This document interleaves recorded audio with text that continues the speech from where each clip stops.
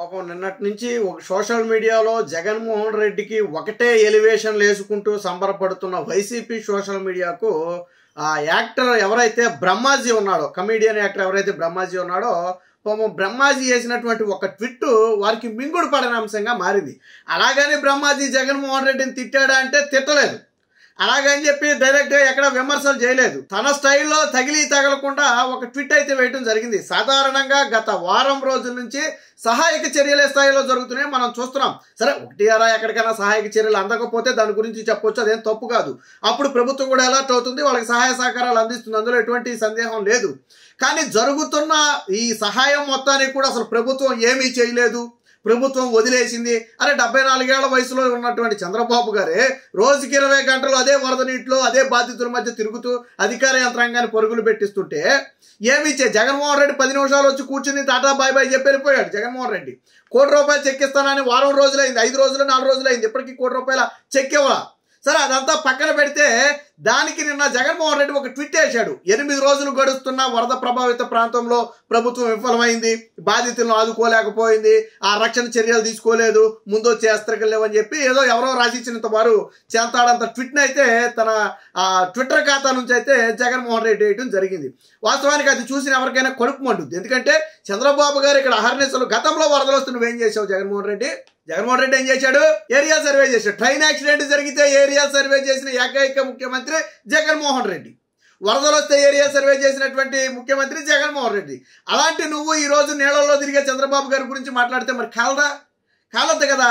అలాగే యాక్టర్ బ్రహ్మాజీ కూడా కాలింది. ఒక పక్క అంత వయసులో అంత పని చేస్తుంటే ఈ పక్క రాష్ట్రం ప్యాలెస్లో పడుకుని ఎక్కడున్నాడు జగన్మోహన్ రెడ్డి? ట్వీట్ ఎక్కడి నుంచి వేశాడు? బెంగళూరు నుంచి వేశాడు. ఇక్కడ లేడు జగన్మోహన్ రెడ్డి, ఆంధ్రప్రదేశ్లో లేడు. జగన్మోహన్ రెడ్డి బెంగళూరు ప్యాలెస్లో ఉన్నాడు. బెంగళూరు ప్యాలెస్ నుంచి ఆయన కూడా ఎవడో ఉంటాడు కదా గొట్టంగా రాసేవాడు, ఆడేదో రాస్తాడు, వీళ్ళు ఏదో వేస్తారు. వాస్తవానికి వేసారని జగన్మోహన్ రెడ్డి కూడా తెలియకపోవచ్చు బహుశా. సో బెంగళూరు ప్యాలెస్లో పడుకున్నాడు. ఇక్కడ బాధితులు ఉన్నప్పుడు నువ్వు మరి పక్క రాష్ట్రానికి వెళ్ళి ఎందుకు పడుకున్నావు? నిన్నటి వరకు నువ్వు ముఖ్యమంత్రి కదా, నిన్నటి వరకు ఈ రాష్ట్రానికి 2-3 నెలల క్రితం వరకు నువ్వు రాష్ట్రానికి ముఖ్యమంత్రి కదా, 5 ఏళ్ళు ఎలగబెట్టావు కదా. మరి ప్రజల కష్టాల్లో ఉన్నప్పుడు ఉండాల్సిన బాధ్యత నీకు లేదా? నువ్వు పక్క రాష్ట్రం వెళ్ళి ఎందుకు పడుకున్నది కాక ఇక్కడ పనిచేసే వాళ్ళని విమర్శిస్తావా? దాంతో బ్రహ్మాజీ కాలు ఏం చేశాడంటే, అవునన్నా ఈ ప్రభుత్వం చేయలేదు, ముందు మనం ఒక 1000 కోట్లు రిలీజ్ చేద్దాం, అలాగే మన కార్యకర్తల్ని వాలంటీర్లు అందరినీ ముందు రంగంలోకి దింపుదాం, మన సోషల్ మీడియా వాళ్ళందరినీ ఆ గ్రౌండ్లోకి దింపుదాం, మనకి గవర్నమెంట్ ముఖ్యం కాదు ప్రజలే ముఖ్యం, మనం ప్రజలకు సేవ చేద్దామన్నా అని చెప్పి ఒక ట్వీట్ వేశాడు. అంటే ఇది సెటైరికల్ ట్వీట్ అనమాట. ఇక్కడ మనం 1000 కోట్లు విడుదల చేద్దామన్నాడు. ముందు 100 కోట్లు ఇస్తానన్న ₹1 కోటి ఇవ్వాల. రెండోది నీ దగ్గర అవినీతి సొమ్ము ఉంది కదా, రిలీజ్ చేయాలి, దాని అర్థమై ఉంటుంది బహుశా. జగన్మోహన్ రెడ్డి తిన్నాడు కదా, తినలేదా?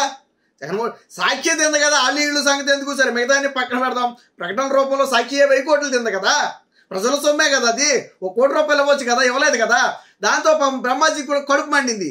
ఎవరో ఒక పక్క ప్రభుత్వం ఎంత పని చేస్తుంటే ఈయన పక్క రాష్ట్రంలో పడుకుని ఈ రకంగా మాట్లాడుతున్నాడు అని చెప్పి, సరే వాళ్ళు పొలిటీషియన్స్ కాదు కాబట్టి డైరెక్ట్గా మాట్లాడలేక ఇండైరెక్ట్గా మాట్లాడాడు. ఏమని?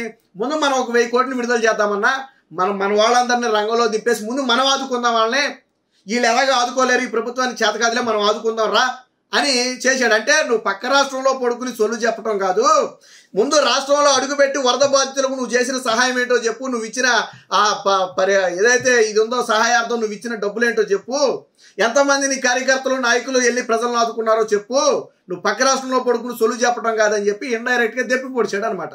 పాపం దీంతో పేటీఎం బ్యాచ్ గిల్ల కొట్టేసుకుంటున్నారు. ఎందుకంటే పాపం 2 రోజుల నుంచి వాళ్ళు డప్పు కొట్టుకుంటున్నారు. వీళ్ళకి అర్థం కాని విషయం ఏంటంటే, మీరు 5 ఏళ్ళు డప్పు కొట్టిన తర్వాత ప్రజలు ఇచ్చిన సీటు 11. మీరు 5 ఏళ్ళు సోషల్ మీడియాలో కొట్టారు కదా డప్పు, ఇప్పుడు కొత్త కొట్టేదేం కాదు, 5 ఏళ్ళు కొడితే మీకు ఇచ్చిన సీట్లన్నీ 11 సీట్లు. ఇప్పుడు మళ్ళీ సోషల్ మీడియా అంతా కూడా జగన్మోహన్ రెడ్డి రిటైనింగ్ వాళ్ళు కట్టాడు, జగన్మోహన్ రెడ్డి రేషన్ వాహనాలను తెచ్చాడు, జగన్మోహన్ రెడ్డి సచివాలయ వ్యవస్థ తెచ్చాడు. గతంలో వరదలు వస్తే ఎప్పుడు ఆదుకోలేదా? గతంలో ఎప్పుడు ఉద్యోగులు పనిచేయలేదా?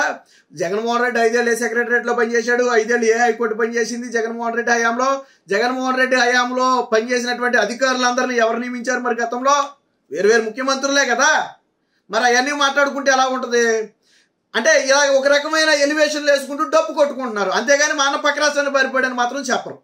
నేను అదే చెప్తున్నా, మీరు సోషల్ మీడియాలో డప్పు కొట్టుకుంటే అది మీకు ఆనందంగా ఉండొచ్చు, వైసీపీకి భజన చేసేవాళ్ళకి ఆనందంగా ఉండొచ్చు, కానీ ప్రజలకు ఆనందంగా ఉండదు. నేను నిన్న కూడా చెప్పా, ఏమని జగన్మోహన్ రెడ్డి ఒక మాట మాట్లాడితే ముందు ప్రజలు ఏం అడుగుతారంటే, అయ్యా మేము వరదల్లో ఉన్నాం కదా, నువ్వు మాకు చేసింది ఏంటని అడుగుతారు. ఇది గుర్తుపెట్టుకోవాల్సింది, ఇది గ్రౌండ్ రియాలిటీ. వైసీపీ నాయకులు నేను మళ్ళీ చెప్తున్నా, మీ మంచి కోసమే చెప్తున్నా, ప్రజలు ఏం అడుగుతారంటే ముందు జగన్మోహన్ రెడ్డి ఒక మాట మాట్లాడితే ఏం అడుగుతారంటే, సరే ఆయన చేయలేదు సరే కదా, నువ్వేం చేసావు చెప్పు మాకంటారు. సమాధానం చెప్పగలడా జగన్మోహన్ రెడ్డి? ఈరోజు మీరు కొన్ని మీడియాలో చూడండి, సాక్షి మీడియా తప్ప మిగతా మీడియాలో చూడండి, ప్రజల దగ్గరికి వెళ్ళి స్వచ్ఛందంగా మీరు మైకి పెట్టండి, ఎవరి దగ్గరికి వెళ్ళి మైకి పెట్టండి. సరే 100లో 5 మందికో 10 మందికి అసంతృప్తి ఉండొచ్చు, 100% సంతృప్తిగా ఉంటారని నేను చెప్పను. బట్ మెజారిటీ పీపుల్ అనుకోకుండా వచ్చినటువంటి ఈ విపత్తుని ఈ ప్రభుత్వం బాగానే హ్యాండిల్ చేసింది. మాకు మొత్తానికి ఇబ్బంది లేకుండా అయితే చేసింది. మొదటి రోజు ఇబ్బంది పడినప్పటికీ కూడా తర్వాత ప్రభుత్వం సహాయ సహకారాలు అందించింది. ఫుడ్ కానీ వాటర్ కానీ, తర్వాత రెస్క్యూ చేసి బయటికి తీసుకురావడం కానివ్వండి, ఇప్పుడు మా ఇల్లు కడిగివ్వటం కానివ్వండి, ఇవన్నీ కూడా ప్రభుత్వం మొత్తానికి చేసింది. ఒక రకంగా వరద వచ్చిందనే బాధ మొదట్లో ఉన్నప్పటికీ కూడా ఈ ప్రభుత్వ ఉపశమ చర్యల ద్వారా మేము కొద్దిగా రిలాక్స్ అయ్యామని చెప్పి చాలా మంది మహిళలు చెప్తున్నారు. మహిళలు పాపం వైసీపీ కనపడవు, వైసీపీ పేటీఎం బ్యాచ్ కనపడవు. మీరు గతంలో 2024 ఎన్నికలకు ముందు కూడా ఇదే రకంగా డప్పు కొట్టుకున్నారు. వైసీపీ పేటీఎం బ్యాచ్ ఇదే రకంగా డప్పు కొట్టారు. ఎక్కడో ఎవరో 100 మందిలో 90 మంది వ్యతిరేకంగా ఉండి 10 మంది పాజిటివ్గా ఉంటే మీరు ఆ 10 మందినే తీసుకుని తిప్పారు. మొన్న ఫలితం ఏమైంది? ప్రజలు నమ్మారా? నమ్మలేదు. మిగతా 90 మంది యాంటీ కదా ఆల్రెడీ. కాకపోతే మీరు వాళ్ళని ఇగ్నోర్ చేశారు. ఇప్పుడు కూడా జరుగుతుంది ఏంటి? ఇదే పరిస్థితి. కాకపోతే వైసీపీ పేటీఎం బ్యాచ్ ఏంటంటే ఎవరో ఒకరికో ఇద్దరికో అసంతృప్తి ఉండొచ్చు, నేనేం కాదంటలేదు, దాన్ని నేను తప్పు కూడా పట్టను.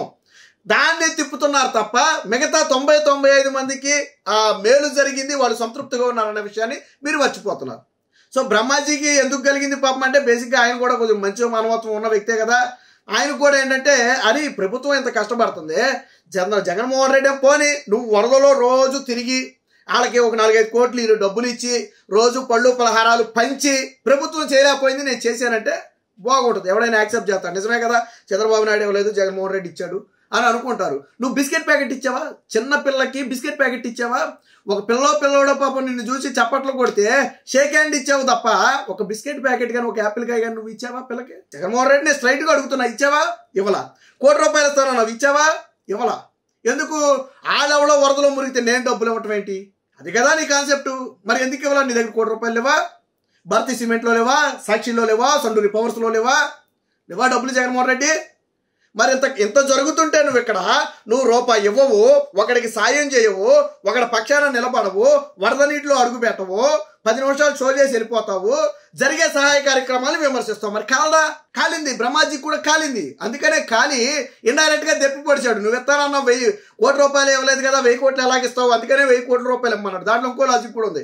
ఆల్రెడీ మంది సొమ్ము మిక్కావు కదా, ముఖ్యమంత్రిగా ఉన్నప్పుడు తిన్నావు కదా మంది సొమ్ము, ఇవ్వ ఒక ₹1000 తీయి అని చెప్పి సెటైరికల్ గా చెప్పాడు. రెండోది, ముందు మనం వెళ్ళి కాపాడదాం అన్నాడు. మీరు ఎలాగే ప్రజలు నీళ్ళలోకి రారని తెలుసు, వరద నీటిలోకి మనం ఎప్పుడు అడుగు పెట్టాం కదా, మనమంతా హెలికాప్టర్లో ఏరియా సర్వేలు కదా మనదే, వరద నీటిలో అడుగు పెట్టే బాబత కాదు కదా, అది తెలుసు కాబట్టి ముందు మనం వెళ్ళి కాపాడదాం పాలిటిక్స్ తర్వాత అని చెప్పి ఇండైరెక్ట్గా వేస్తే పాపం పేటీఎం బ్యాచ్ గిల్ల కొట్టేసుకుంటారు. ఏమవుద్ది?